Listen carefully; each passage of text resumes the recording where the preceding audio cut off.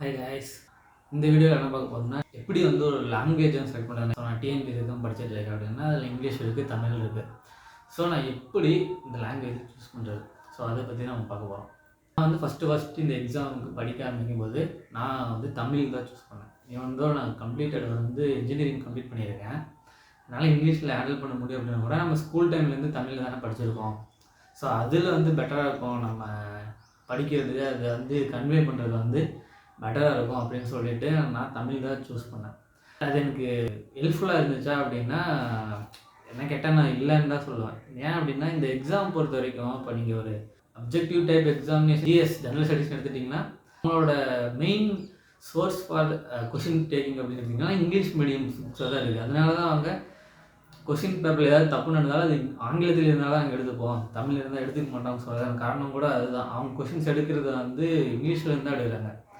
சில விஷயங்களில் டிரான்ஸ்லேஷன் வரதுக்கான காரணம் கூட அவங்க இப்போ ஒரு ஸ்டாண்டர்ட் புக்லேருந்து எடுக்கும்போது டிரான்ஸ்லேட் பண்ணும்போது ஏதோ ஒரு மிஸ்டேக் பண்ணிடுறாங்க. இதுவே சில கேள்விகள்லாம் நீங்கள் இங்கிலீஷில் படித்தா தான் உங்களுக்கு ஆன்சர் பண்ணுற மாதிரி இருக்குது. தமிழில் படிச்சிங்கன்னா என்னடா அது மீனிங்லெஸ்ஸாக இருக்கிற மாதிரி இருக்கும். ஏன்னா அந்த வேர்ட்ஸ் வந்து ஒரு வார்த்தைக்கு வேற ஒரு வேர்ட்ஸை படிச்சிருப்பாங்க. அந்த மாதிரி கொஷின்ஸ் இருந்துருக்கு. இது வந்து அப்ஜெக்டிவ் டைப்பில். இங்கே ஒரு ரிட்டன் டைப் எக்ஸாமில் இப்போ எழுதுறீங்க இல்லையா, அதுக்கான கீஸ் வந்து ஸ்டாண்டர்ட் புக்ஸ்லேருந்து தான் எடுக்கிறாங்க.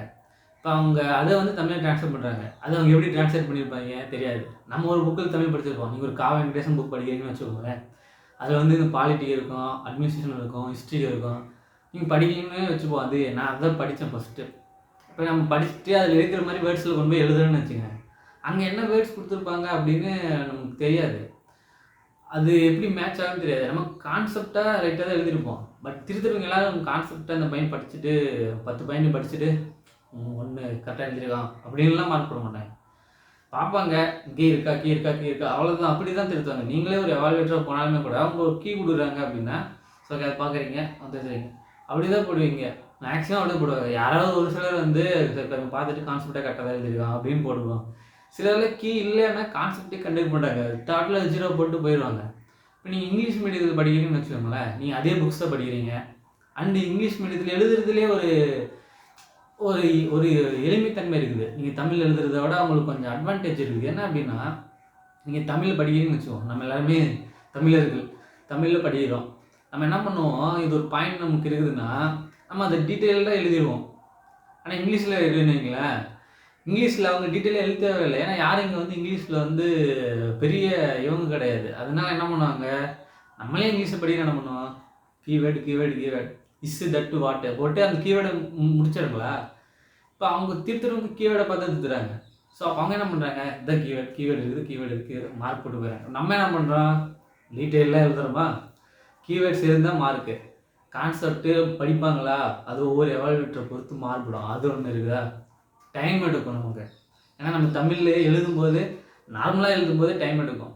ஸோ இப்போ இதில் இங்கிலீஷில் எழுதுறது அப்படிங்கிறது ஒரு கூடுதல் அட்வான்டேஜ் தான் நான் பார்க்குறேன். தமிழில் இதை பண்ண முடியாது அப்படின்னு நான் சொல்ல வரல. பட் நீங்கள் அது பண்ணுறதுக்கு போடுறதுக்கான எஃபர்ட் இருக்குதுல்ல, அதுவும் ஒரு இங்கிலீஷ் மீடியத்தில் படிக்கிற பசங்க போடுற எஃபர்ட்டும் வந்து ரெண்டுமே ஈக்குவல் கிடையாது. நீங்கள் தமிழில் எக்ஸாக்ட் கீவேர்ட்ஸ் கொடுத்து எழுதி ப்ராக்டிஸ் பண்ணி இது பண்ணணும் அப்படின்னா அது நீங்கள் பயங்கர நிறைய எஃபர்ட் போடணும். அந்த டிரான்ஸ்லேஷன் நீங்கள் பண்ணணும். அண்ட் அது இப்படி தான் எழுதணுன்றதுக்காக நீங்கள் ப்ராக்டிஸ் பண்ணணும். அந்த எஃபர்ட் வந்து நீங்கள் அத்தனை சப்ஜெக்ட்டுக்கும் போடணும் அப்படிங்கிறது அதுவே பெரிய டைம் எடுத்துக்கும். ஸோ அது ஒரு பிரச்சனை. இவங்களாம் கிளியர் பண்ணுவீங்களே தமிழில் அப்படின்னா அவங்க ஏதாவது ஒரு பெரிய இன்ஸ்டியூட்டில் ஜாயின் பண்ணலாம் இருக்கலாம். அங்கேருந்து அவங்களுக்கு அசிஸ்டன்ஸ் கிடைச்சிருக்கலாம். உங்களுக்கே தெரியும் தமிழ்நாட்டில் பெரிய இன்ஸ்டியூட்ஸ்லாம் இருக்குது. அங்கேலாம் நீங்கள் ஒரு மெயின்ஸ் எக்ஸாம் படிக்கணும் அப்படின்னா எல்லாராலும் போய் படிச்சிட முடியுமா அப்படின்னு ஒன்று இருக்குதுல்ல. அவங்ககிட்ட அந்த டிரான்ஸ்லேஷன் புக்ஸு நமக்கு ஆன்லைன்லேயே அது கிடைக்குதா அப்படின்னா யாராவது ஷேர் பண்ண கூட அவங்க மேலே கேஸ் போட்டாரு. சரி அவங்க மெட்டீரியல், ஆனால் அவங்களே வந்து வேறு புக்ஸு காப்பி அடிச்சு அந்த மெட்டீரியல் ரெடி பண்ணுவாங்க. அதுக்கு வந்து எங்கே காப்பி ரைட்ஸ் வாங்குறாங்க அப்படின்லாம் நமக்கு தெரியல. அப்போ நீங்கள் தமிழ் சூஸ் பண்ணணுமா இங்கிலீஷ் சூஸ் பண்ணணுமா அப்படின்னா என்னை பொறுத்தவரைக்கும் நீங்கள் ஒரு அப்ஜெக்டிவ் டைப் எக்ஸாம் தான் நான் ப்ரிப்பேர் பண்ணிகிட்ருக்கேன். எனக்கு வந்து அந்த மாதிரி டைப் தான் பிடிக்கும். நான் குரூப் 4 கிளியர் பண்ணால் போதும், நான் ஒரு குரூப் 2A கிளியர் பண்ணால் போதும் அப்படின்னா உங்களுக்கு தமிழ் என்ன உங்களுக்கு கான்செப்டாகவும் இருப்பீங்க, உங்களுக்கு உங்களோட மதர் டங்கு, அதனால நீங்கள் நல்லா ஜாலியாகவும் படிக்கலாம் அண்டு இதுவும் பண்ணிக்கலாம்.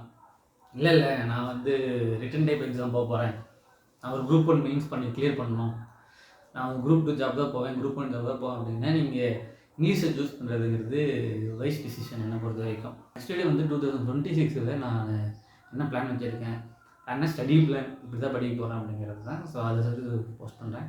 பாய்.